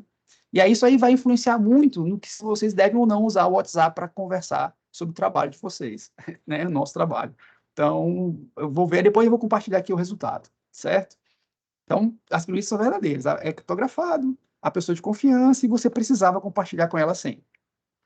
Ok, então, voltando para cá. Então, eu quis mostrar para vocês, só essa aqui é uma página nossa, da nossa equipe. Aí aqui tem o SharePoint, que você pode colocar como se fosse uma página de internet interna da sua equipe, algumas informações que você quer que fique lá para as pessoas olharem, né? Sim, posso, verdade. Eu tinha deixado separado aqui justamente para que as pessoas que tivessem usando o próprio celular, pudesse participar. Vou colocar bem aqui. Vocês estão me ouvindo bem? Parece que estão dizendo que está fazendo eco. O som tá bom? Tá? Então, certo. Então, aqui avançando. Pronto, ok, obrigado. Que é um desafio, inclusive, conversar de forma virtual por conta disso, né? Se nós estivéssemos todos aqui numa sala conversando, essa dinâmica, essa interação é muito mais rápida, né? Aqui eu estou olhando com uma câmera, acompanhando aqui do lado aqui o chat para poder acompanhar com vocês, para vocês verem como realmente é uma forma bem diferente de você gerir equipes no ambiente virtual, totalmente diferente. E você tem que se adequar a isso. Tanto é que se recomenda que no ambiente híbrido, em que você trabalhe com parte da sua equipe trabalhando de forma remota, o ideal é que você leve para dentro do âmbito virtual as reuniões e análises estratégicas, né, de condução. Porque senão você acaba causando uma aproximação de quem está fisicamente e um distanciamento de quem está remotamente. Isso pode gerar uma sensação de não pertencimento, né? Então, é importante que você traga todas as pessoas que estão virtualmente para dentro desse ambiente. Então, o ideal ainda é que elas constantemente venham presencialmente, de vez em quando, uma reunião que seja mais presencial, ou então, quando não for o caso, você deixar a informação disponível no ambiente virtual, para que todos se sintam, né, prestigiados e, da mesma maneira, atingidos pela informação que você quer passar, tá? Quem fez a arte do manual de audiências fui eu. Fui eu que fiz. Fui eu que fiz. E um outro, eu tive que narrar. Aí eu falei, olha, essa minha voz não é tão interessante, não tinha recurso para contratar um narrador oficial. Aí eu descobri que dava para fazer daquela forma, que é usando um robô que lê. Então eu escrevi o texto, pedi para ele ler, o texto lê, você vai evitar de usar a sua voz, se não for das mais privilegiadas, que é o caso da minha, não é. Então, a gente conseguiu desenvolver, mas foi eu mesmo que fiz, mas depois eu posso compartilhar com vocês, se vocês precisarem, para a gente avançar nisso aí. Como eu falei, aqui é trazer essas ideias para que elas possam ser desenvolvidas. Então, já entrando na parte final da nossa conversa, nossa apresentação, um dos aspectos que é mais relevante, isso aqui é novo mesmo, aí é novo, né, surpreendido nos últimos 2 anos, que é a gestão da informação em razão do uso ético da inteligência artificial generativa, né? Ou seja, aí sim, se tudo aquilo que nós conversamos sobre gestão da informação, sobre dados, sobre tratamento de dados, era relevante, agora fica ainda mais relevante, porque nós estamos tratando da inteligência artificial que vai potencializar, de forma exponencial, a criação de informação. A criação de dados que precisam ser tratados, ela trata os dados, ela cria informação, e isso tem que ser muito bem pensado e organizado dentro das equipes de trabalho. E no judiciário não é diferente de todas as outras áreas, todos os ramos da nossa sociedade. Por quê? Porque o uso da IA, ela gera alguns riscos. Primeiro risco, que é o mais relevante, risco de confiança excessiva. O usuário, ele vai confiar na IA, ele vai achar que a resposta dela é convincente, mas a gente tem que manter um senso crítico, certo? Por quê? Ela foi criada para gerar, ela gera conhecimento. Se ela não tem o conhecimento na base de dados que ela foi alimentada, ela foi tratada com essa base de dados, se ela não tem aquele dado, o que ela vai fazer? Ela vai criar uma informação. Só que ela vai criar de maneira tão convincente que você vai acreditar que ela é verdade. E aí não é. Por isso você precisa sempre verificar as informações que a IA cria quando você trabalha com a IA. Principalmente decisões críticas. Você nunca pode tomar uma decisão crítica, eu digo uma decisão judicial, ou uma decisão estratégica, ou mesmo operacional, baseado na informação que a IA te deu diretamente. Porque ela vai auxiliar, mas ela não vai substituir o julgamento humano. A IA, ela é parece real, mas ela não é real, certo? A informação dela, a resposta dela, ela vem de algoritmos, ela não vem de percepção humana. Por exemplo, se eu falar para vocês assim, chuteira, bola e trave, e eu pedir que me digam qual é o esporte que eu estou falando, chuteira, bola e trave, e eu perguntar para vocês, eu acho que 90% vai falar futebol, porque nós estamos aqui, né, nesse contexto. E eu perguntei para ela, chuteira, bola, trave. Ela falou futebol. Aí eu falei, mas agora considere que eu sou um neozelandês. Qual é o esporte? Aí ela respondeu na mesma hora, rugby. Entendeu? Ou seja, ela trabalha com probabilidade de resposta. Probabilidade. Ó, um brasileiro, futebol, bola, chuteira, trave, futebol. Um neozelandês, rugby. Ela vai te dar a resposta com base na probabilidade. São redes neurais bem complexas. O professor Samuel Meira Brasil Júnior, desembargador do Tribunal de Justiça do Espírito Santo, que é fantástico na área de inteligência artificial, ele trabalha muito isso nas aulas dele do mestrado na IFAM, sobre essa questão do risco que você tem de achar que a IA é real, quando na verdade ela trabalha com probabilidade, ele é matemática pura, né? Então, tome cuidado com isso. Primeiro, já avançando, dizendo o seguinte, olha, a IA ela está autorizada a ser utilizada, certo? O CNJ tem uma resolução específica, 332 de 2020, em que ela traz, eu peguei só 3 considerandos que eu acho que eles já sintetizam toda a nossa discussão aqui. A inteligência artificial, o CNJ reconheceu, ao ser aplicada no Poder Judiciário, pode contribuir com a agilidade e coerência do processo de tomada de decisão. No desenvolvimento e na implantação da inteligência artificial, os tribunais deverão observar sua compatibilidade com os direitos fundamentais. Então, esses dois são os mais importantes para mim. Contribui com a agilidade e coerência do processo de tomada de decisão, mas, ao mesmo tempo, tem que respeitar os direitos fundamentais. Eu acho que isso aqui já é suficiente, né? Critério de ética, transparência, previsibilidade, possibilidade de auditoria e garantia de imparcialidade da justiça substancial. Ou seja, tem que ser feito de forma profissional, tá? Não é para tirar trabalho, é para melhorar o trabalho. Então, na mesma linha, a COGER tem uma circular, a COGER tem uma circular do 33 de 2023, que tem esse conhecimento da relevância da IA, mas fez algumas recomendações extremamente importantes. Uma que é claro que você deve sempre buscar fontes seguras e auditáveis, preferencialmente governamentais, para você poder utilizar a IA. Ela deve respeitar a LGPD, isso é muito importante que você vai usar, porque lembrem, ela é alimentada, ela é treinada com base nos dados que ela recebe. Se você insere dados, provavelmente isso vai ser enviado lá para a central deles e vai ser tratado esses dados para virar informação, virar conhecimento, virar poder. Ou seja, então você tem que respeitar a LGPD. Se é um processo sigiloso, ou se tem uma informação sensível, você não vai pegar e colocar isso ali diretamente numa IA aberta, pelo menos na que for aberta, enquanto não for regulamentado pelo tribunal, porque isso vai poder gerar um vazamento de informação que vai poder gerar um prejuízo para aquela parte e até para o Brasil, né? Vocês viram que houve uma condenação pela Corte Interamericana de Direitos Humanos. Então, e obviamente a mãe pode até haver uma ação regressiva com relação a quem fez isso. Então, é uma preocupação que a gente tem que ter, tá? Então, a corregedoria não impede, pelo contrário, nós estamos até trabalhando no aprimoramento dessa IA para tentar melhorar nossos processos de atuação, mas tem que ter de maneira ética e segura, certo? E aí, como é que se usa de maneira ética e segura a inteligência artificial generativa? É até uma brincadeira que eu encontrei na internet, por isso aqui, então não tem fonte segura, mas é uma realidade, que é o seguinte, o prompt, que é o comando, o comando que você insere para buscar a resposta na IA, ela tem que ser o mais completo possível, para que ela use os seus algoritmos e, com base em probabilidade, ela te dê a resposta mais próxima do que você quer. Segundo, desconfiará de toda citação. Você não pode confiar na citação que foi feita pela IA. Seja uma lei, seja o artigo 5º da Constituição. Artigo 578 da Constituição, duração razoável do processo. Não confie, vá lá conferir se o artigo 578 diz isso mesmo pelo que ela está falando. Pedirá sempre para a IA fazer texto apenas em áreas que você domina. Se eu pedir para ela fazer numa área que eu conheço, eu vou ter como analisar e vou dizer se está certo ou está errado. Se eu pedir para ela falar em física quântica, ela vai falar a teoria que ela quiser, que eu não vou entender, e vou achar que ela está correta. Então, sempre utilizar IA em áreas que você domina. A palavra é domínio, tá?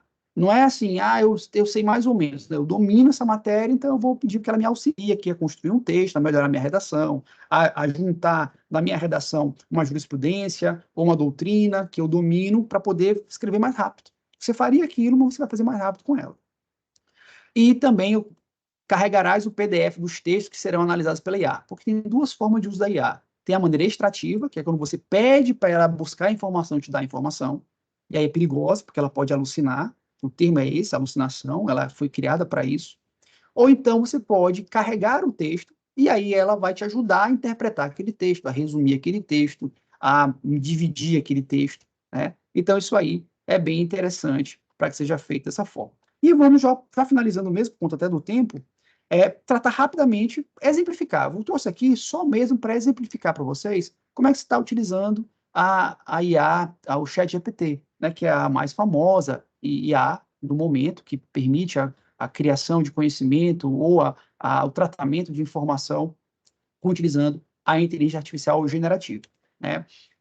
Eu dou só um exemplo. Eu mesmo criei, o GPT permite você criar uns GPTs, que são GPTs, ou seja, chat GPTs personalizados, né? Então, eu criei um deles que é para me ajudar na redação jurídica. É teste. Isso aqui ainda está de forma bem embrionária, então é uma maneira inicial para a gente discutir e trazer até, vai ser levado até para o Laboratório de Inovação. Acho que o colega Rodrigo estava aqui presente, nós estamos trabalhando em outras ideias também relacionadas a isso, para ajudar ao nosso trabalho diário. Então, esse aqui, ele permite que você reescreva, interprete, resuma textos, tá? Então, primeira coisa que eu treinei ele, o treinamento foi fazer o seguinte, foi não permitir que jurisprudência fosse consultada. Por quê? Seguindo os limites, né, previstos na orientação da própria corregedoria, eu já coloquei lá. Pesquisa de jurisprudência. Ele mesmo já diz, ó, não posso pesquisar jurisprudência em conformidade com a circular COGE 33/2023. Mas eu posso, por exemplo, pedir que ele faça uma pesquisa sobre uma doutrina específica. E aí, como eu falei para vocês, só use assim se for na área que você domine. Não é ideal fazer isso. Eu só pedi aqui, por exemplificar para vocês como ele faz. Não é o ideal fazer isso aqui, ó. Em 2 parágrafos, explique a teoria tridimensional do direito, que é uma área bem padrão lá da nossa introdução do direito, mas só para vocês verem como é que ele faz, ó. Ele escreve a teoria tridimensional do direito, formulada pelo jurista brasileiro Miguel Reale, ele vai explicando todo o conceito, tá, da teoria tridimensional do direito. Só que isso aqui não é o ideal de ser feito dessa forma. Por quê? Como eu falei, isso aqui poderia ser correto, mas isso aqui poderia ter uma alucinação, uma imprecisão. Então, dentro de uma gestão de uma equipe de informação, dentro de uma equipe no judiciário, essa forma aqui não é a forma adequada. A forma adequada, por exemplo, você pode utilizar, porque ele mesmo fala, o ChatGPT pode cometer erros, considere checar a informação. Ele mesmo está dizendo para você, cheque a informação. Uma maneira que pode ser interessante é você entregar a informação para ele e, a partir daí, pedir que ele lhe auxilie, né? Então, digamos, numa análise de uma minuta. Isso eu estou falando como poderia ajudar para melhorar essa gestão, ou seja, você acaba permitindo que você consiga analisar mais rapidamente alguns aspectos, e aí isso te daria mais tempo até para você gerir sua equipe e trabalhar. Então, a gente criou essa forma aqui, que é o quê? É uma análise de uma estrutura textual, digamos, uma minuta, que foi encaminhada, e você já quer logo de plano ver se tem algum erro de digitação, se tem alguma incongruência, se tem algum problema. Então, você já coloca aqui, imediatamente. Vai pedir que seja fornecido o texto. Então, eu coloquei uma minuta lá de uma decisão só para testar, para vocês verem, certo? E aí, propositalmente, eu coloquei alguns erros de digitação, certo? E algumas incompatibilidades ali no texto, só para que vocês possam entender como é que a ferramenta se utiliza de maneira interativa, que é quando você fornece a informação e você conversa com ela. Você não está utilizando ela de uma maneira criativa, ela não vai buscar a informação lá em qualquer lugar. Ela está simplesmente auxiliando ali a você, que você já iria fazer, conferir aquele dado, você vai lá e conferir aquele dado que foi feito. Então, veja, tem algumas incongruências, ó, Banco do Brasil, Banco Bradesco. No próprio texto, tem algumas incongruências, ou seja, era sobre um banco específico, eu botei o outro banco para ver se ele vai captar isso. Aí depois, eu vou pedir, ele vai perguntar o que eu quero fazer.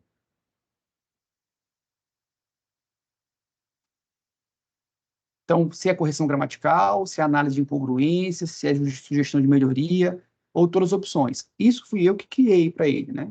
Então, eu vou pedir que ele faça uma análise desse pequeno texto. Naquela parte específica. Então, eu pedi todas as opções. Então, me ajude em tudo.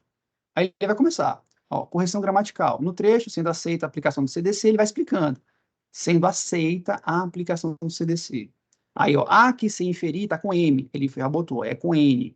Em Não Há Razão, ele vai explicando ponto a ponto. Aí, análise de incongruências, contradições e obscuridades. Perceba. Coloca lá no início. O texto menciona inicialmente o Banco do Brasil e, posteriormente, o Banco Bradesco, que gera uma inconsistência. É necessário esclarecer a qual instituição bancária o caso se refere. Aí, a frase no presente caso, Não Há Razão, ele vai explicando. Sugestões de melhoria. Ele vai até apresentando sugestões de melhoria. Então, assim, alguns aspectos são trazidos para que vocês possam perceber como é uma forma de utilização disso. E, além disso, tem várias outras maneiras de você usar a IA para a gestão de equipes também. Então, isso aqui foi apresentado como uma ferramenta de trabalho, mas também ela pode ser utilizada como gestão de equipes. Por exemplo, reuniões que você faz. Depois daquela reunião, você pode já gerar um relatório daquela reunião, com encaminhamentos. Ele pode gerar a ata daquela reunião. Ele pode apresentar até sugestões de o que você vai discutir para a melhoria da sua unidade naquele tema específico. Então, tem várias formas. Eu até recomendo o curso do professor Jorge Malmenstein, que é juiz federal, inclusive, que trata sobre a inteligência artificial generativa, sobre o ChatGPT, que é muito interessante. Então, se vocês tiverem interesse, eu recomendo o uso dele. Então, isso aqui foi um apanhado geral, né? Foi ainda bem superficial, principalmente essa parte de IA, porque se nós formos discutir IA, acho que tem que ser um curso todinho dele, são mais de 50 vídeos que o professor Jorge Malmenstein ele traz, mas para que nós possamos perceber que, na verdade, a inovação, ela está aí, a gente tem que utilizar. Porque, como diz o professor Peter Drucker, né? A melhor maneira de prever o futuro é criá-lo. Então, a gente tem que trabalhar com essas ferramentas eticamente corretas, dentro dos limites de autorização da nossa instituição, mas com a noção e a consciência de que isso é a realidade. Então, a organização de protocolos de gestão de informação, utilizando todas as técnicas tradicionais de gestão da informação, aliados à inovação tecnológica, ao controle dessa gestão por meio de aplicativos, por meio de plataformas institucionalmente entregues pelo tribunal a nós mesmos, e também criação de formas inovadoras de aprimoramento da nossa atividade, vai fazer com que a gente consiga criar o futuro, que é muito a melhor forma de prevê-lo. Então, era basicamente isso que eu gostaria de tratar com vocês. Eu gostaria de agradecer por toda a atenção, e Jacó, obviamente, me coloca à disposição para que nós possamos avançar e discutir. Eu sei que o tempo é curto, mas eu acho que precisar, estou sempre aqui. Muito obrigado.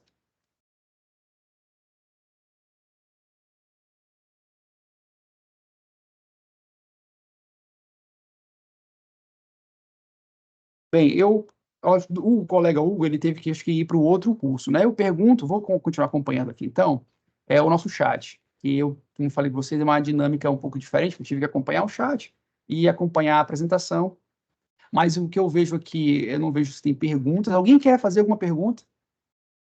Nós estamos, assim, que essa questão eu vi aqui que alguém achou interessante a questão do uso da IA, né? Nós estamos trabalhando em várias outras coisas na IA. O colega Rodrigo está aqui, nós estamos juntos com um projeto que vamos levar para o Laboratório de Inovação, que é também de um auxiliar em audiências, né? Que já é bem interessante de ser feito para quem faz muita audiência. Essa é uma ferramenta muito interessante.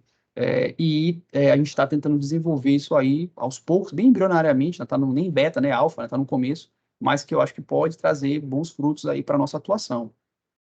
E, assim, eu queria realmente agradecer a vocês e dizer se tem alguma que falando que o curso não é gratuito, Jorge Malmenstein, né? Às vezes o próprio tribunal, às vezes fornece algumas vezes o curso, mas é bem interessante o curso dele sobre IA, certo? E eu me coloco aqui à disposição. Se vocês acharem que tem alguma dúvida, ficou algum questionamento, fiquem à vontade. Lembrando que aqui, assim, a gente é curioso, né? Nós somos curiosos por melhorar os processos de trabalho, porque isso gera uma melhor qualidade de vida, na verdade, né? Quando você consegue criar um processo bem claro, que você sabe que cada peça dessa ferramenta, né, dessa engrenagem, vai saber o que vai fazer e vai ter um retorno para o trabalho dela, ela vai se sentir motivada, vai se sentir fazendo parte de um propósito, e isso auxilia no ganho de desempenho.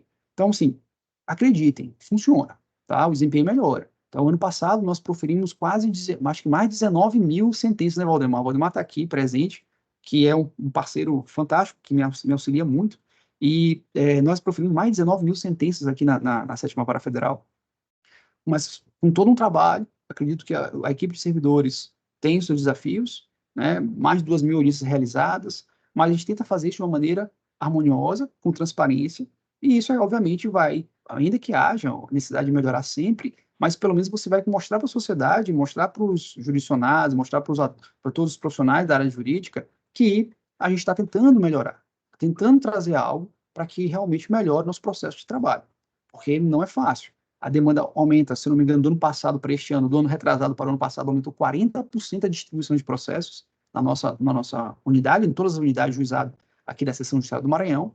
E se você não tiver um trabalho muito bem organizado, vai ser uma fonte de adoecimento, na verdade, né?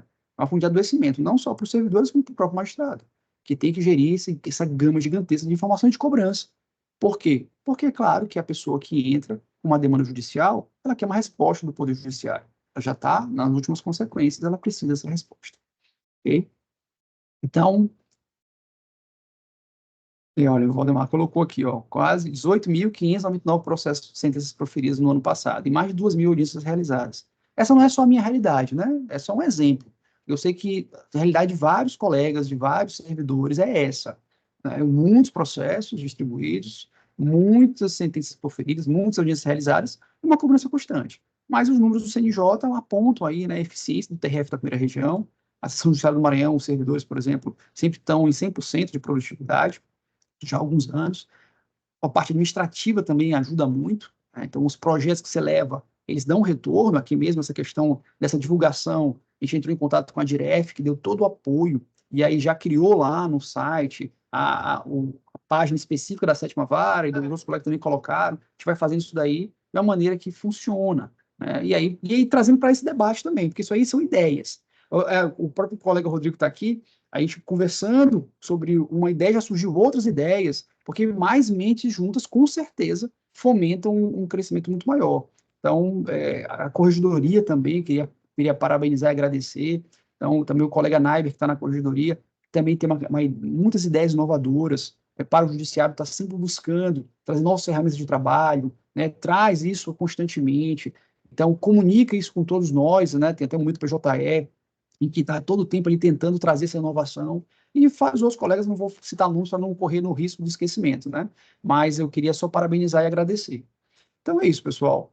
Se não tiverem mais nenhuma colocação a fazer, nenhuma pergunta, eu vou dar para encerrar a aula, né? Que não é uma aula, é uma conversa, na verdade. Ó, pode levantar. Júlia de Barros levantou a mão, fica à vontade. Olá, doutor. Não, eu gostaria até, na verdade, de ratificar aqui essa sugestão da Liliane Cardoso e perguntar sobre ideias de gerenciamento do acervo de processos conclusos no gabinete, porque, pelo menos ali onde eu trabalho, eu sinto essa dificuldade de conciliar a um número grande de processos conclusos, que vão ficando mais antigos, e outros que têm que ser analisados com uma maior urgência e uma grande diversidade de matérias. Como conciliar, né? Perfeito. Bem, principalmente quando eu estava em Imperatriz, que nós tínhamos matérias diferentes, então nós tínhamos, dentro da equipe de trabalho, nós tínhamos uma planilha com processos, digamos, processos críticos, né? Então, eram processos específicos que precisavam ser movimentados, precisavam ter um acompanhamento mais próximo. Então, o que se fazia com isso? Então, processos específicos, improbidade administrativa, os processos criminais, até mesmo questão de prescrição, nós tínhamos lá uma planilha específica, e lá naquela planilha, ela era toda automatizada, que ela tinha prazos, e eram prazos diferenciados dos prazos da corregedoria. Eram prazos específicos nossos, que aqueles servidores que estavam ali acompanhando aqueles tipos de processos específicos, eles tinham que dar movimentação àquele processo em determinado tempo. Ou seja, aquele processo ele precisava ter uma movimentação ou um acompanhamento mais próximo. Então, uma carta precatória que não voltou, deu 20 dias, aí então ficava vermelho lá a planilha, e o servidor tinha que vir me comunicar o que aconteceu. Não, entrei em contato com o oficial de justiça, entrei em contato com a central, e aí para saber o que aconteceu. Então, ali eu via, todo mundo da equipe via também aquele processo, ele ia ficando amarelo, vermelho, só até não gostava, ficava vermelho, né? Porque ficava verde, tá ok, tá dentro do prazo estabelecido. Depois ficava amarelo, depois ficava vermelho. E ali você estabelecer as metas. Essas metas de trabalho, num controle de gabinete, é muito importante. Metas, claro, tem que ser desafiadoras, mas acessíveis, obviamente realizáveis. Então, nós estabelecemos metas, controlava os métodos de acordo com os parâmetros do CNJ e também com parâmetros internos nossos, respeitando sempre a ordem cronológica e as preferências legais, mas as metas eram estabelecidas, eram divididas pela equipe de trabalho e eram acompanhadas, e são acompanhadas ainda, né? São acompanhadas. E é isso aí, e há um controle, e há uma transparência, porque a meta, ela está ali estabelecida, uma planilha, então a pessoa sabe qual o processo que ela vai trabalhar, por que ela vai trabalhar naquele processo, e aí, isso aí dá um retorno. Isso gera um aumento de produtividade, porque a pessoa já sabe o que ela vai fazer. Ela vai trabalhar em tais processos naquele mês, por quê? Porque tem uma reunião, e aí ritual de gestão é muito importante.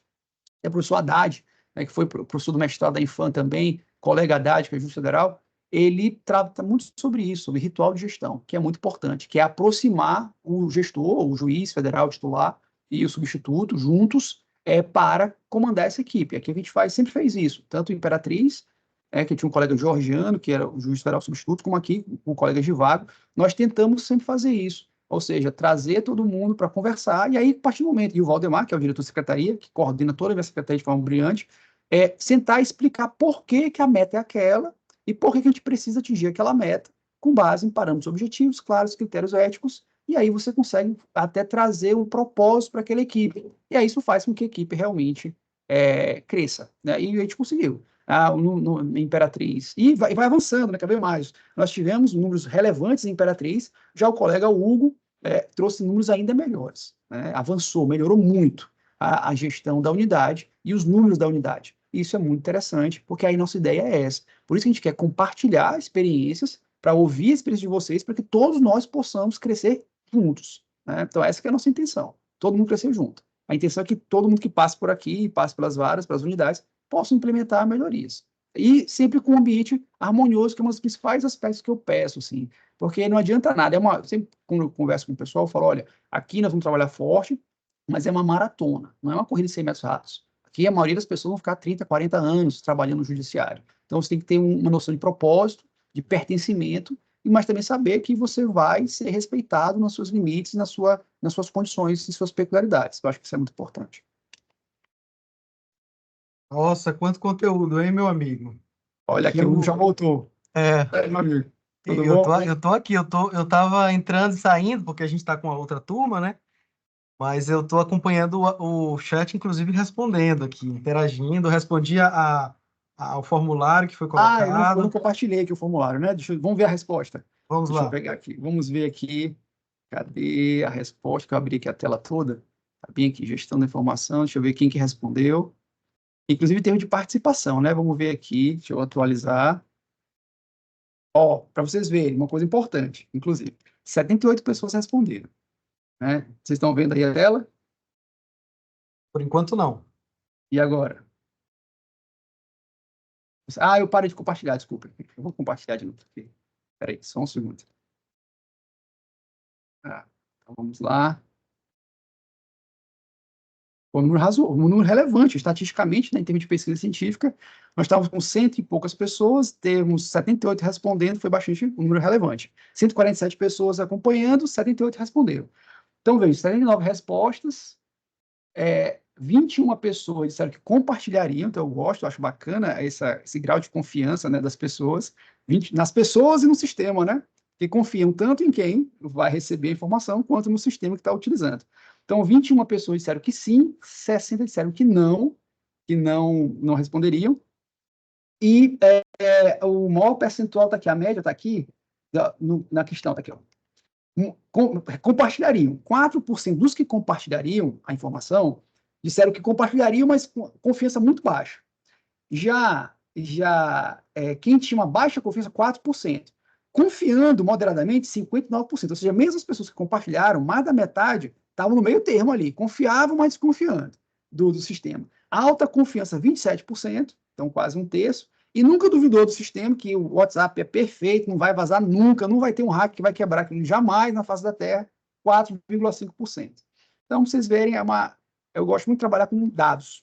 Eu e o Valdemar, a gente gosta muito de trabalhar com dados, né? Com informação, com dados e transformar em informação compartilhada. Então, isso aqui para vocês verem que só 22 pessoas de 61, que dá um percentual de 27%, compartilhariam suas informações por meio do WhatsApp criptografado. Então, eu recomendo que sigam essa mesma estratégia no trabalho cotidiano, nas suas unidades, tente utilizar o sistema institucional, que é o WhatsApp, que é o Teams, né, Microsoft Teams, que com certeza ele vai ser mais seguro para o trabalho de todos. Então, vou devolver a palavra a você, agradecendo mais uma vez o convite, né, e fique à vontade para concluir. Eu agradeço muito, agradeço a interação do pessoal, a participação de todo mundo. A aula foi frenética, assim, cheia de riqueza. O chat vai ficar salvo, tá? Quem quiser depois entrar no site, no link da aula, vai poder assistir tanto a aula do Dr. Rafael, quanto também poder reler e revisar o chat e eventuais outros materiais. Eu quero só, assim, dizer que eu fui o sucessor, tive a honra e a sorte grande de ter sido sucessor do Rafael na segunda vara federal de Imperatriz. E digo a vocês, eu peguei uma vara que era muito diferente das demais varas, muito mais moderna, dinâmica, uma equipe coesa, cheia de incentivos, assim. Então, eu já recebi, eu digo assim, ele me falou, a nossa vara ela é digital, é uma vara que funciona de maneira remota, presencial, ela está adaptada a aos contextos, assim. E é verdade. O que eu fiz? Continuei o trabalho do colega, do meu amigo, e pude, talvez, contribuir com alguma coisa. Mas, assim, aquela ideia do time que está ganhando, eu tive esse bom mar. Eu caminhei em águas calmas porque o Rafael já tinha conseguido, junto com o Valdemar, transformar o conceito de justiça aqui em Imperatriz. Então, assim, quero agradecer a equipe que eles deixaram para eu poder trabalhar com eles, o Jair, Renata, Thalita, Mariel, David, Gislene, aí agora o Igor, tem o Anderson, que é da época de vocês, tem a Camila e a Caroline, que são novas, vocês não conhecem, mas assim, a equipe inteira continua lembrando bastante assim da época de Rafael e Valdemar, e eu assim tenho o maior orgulho de dizer que eu sucedi. Muito obrigado, Rafael, e aí eu vou dar um tempo. Pode falar, Rafael. O convite, era só o convite, inclusive para participar de todos, da jornada do Juizado Especial Federal.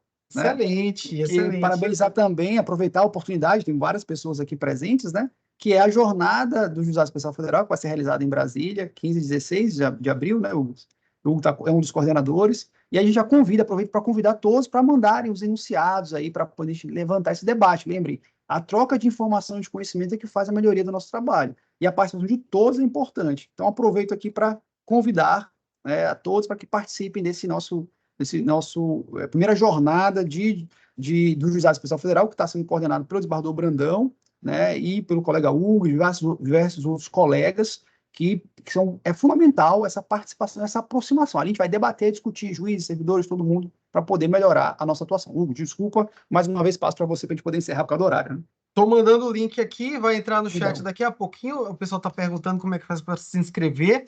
Se inscrevam e também mandem propostas, tá? Tem as comissões de trabalho.